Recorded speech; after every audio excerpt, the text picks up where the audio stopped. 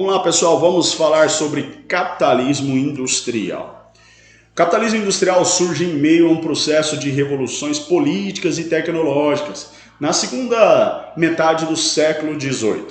Ele veio para alterar a concepção mercantilista, que era a riqueza do Estado era constituída pelo acúmulo de metais preciosos, para uma nova concepção. Essa nova concepção nós podemos dizer que ela é defendida por concentração de riqueza que se realizaria pela produção industrial e a comercialização de mercadorias industrializadas.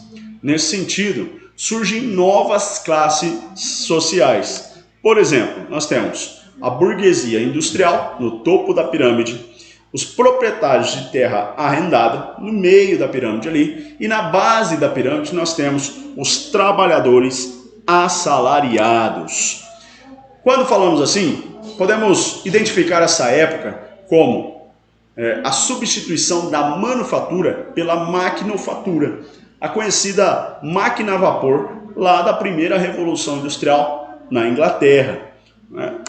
Podemos dizer que nesta época também há um crescimento populacional. Por quê? Porque houve o êxodo rural, as pessoas se concentram na cidade, há ali um processo de urbanização e acaba gerando esse crescimento populacional também. Podemos dizer que há empregos em fábricas, por isso o motivo também desse êxodo.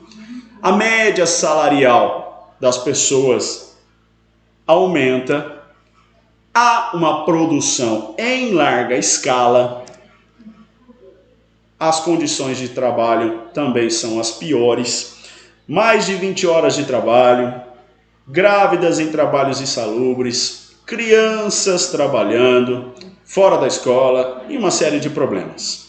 Também podemos dizer pensadores da época, como Karl Marx com a sua teoria da mais-valia surge, e também Adam Smith, né, com o seu pensamento liberal. Eu posso dizer para você que em 1776 houve a Revolução Americana, ou seja, a independência dos Estados Unidos.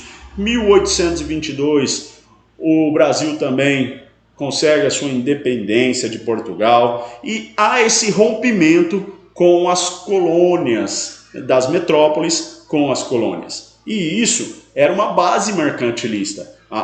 O relacionamento da metrópole com a colônia era uma base mercantilista. E então isso passa a ser alterado.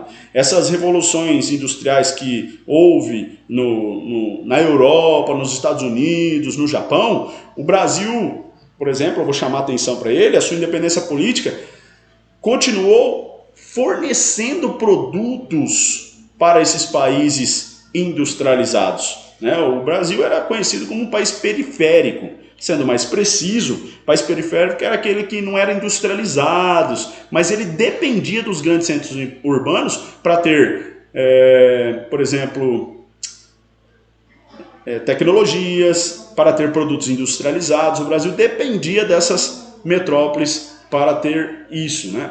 Então, pessoal, chamando atenção para essa época, o capitalismo industrial ele se desenvolveu na Inglaterra, uma nova forma de organização econômica, ele influenciou mundialmente esse ordenamento, ou seja, houve uma mudança do espaço geográfico mundial, porque esse capitalismo industrial chegou com força nesta época.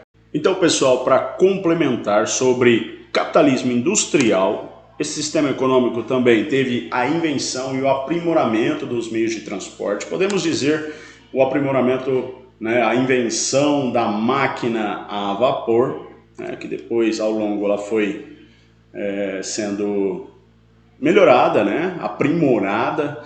Também podemos dizer que um fato marcante é a Revolução Francesa. Liberdade, igualdade e fraternidade, tema também para uma outra aula. Podemos dizer também sobre a intensificação da globalização e do imperialismo, também tema para uma outra aula. Fortalecimento de relações internacionais por meio do comércio e o aumento da desigualdade social, né? Porque A renda ficava concentrada na mão da burguesia, porque ela era detentora dos meios de produção. E é aí que Karl Marx entra com a teoria da mais-valia, com os seus princípios, como o livro do O Capital, bela leitura para quem quiser fazer. E é isso que nós temos para falar para você do capitalismo industrial.